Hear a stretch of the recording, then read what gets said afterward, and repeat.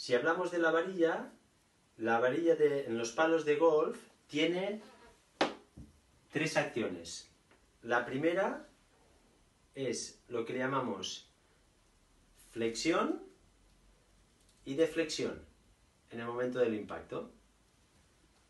La segunda es el drop, que esto viene provocado porque en el swing dinámico, cuando generamos una fuerza hacia arriba por la masa de la cabeza del palo, el palo llega en esta torsión, esto es lo que le llamamos el drop. Y por último,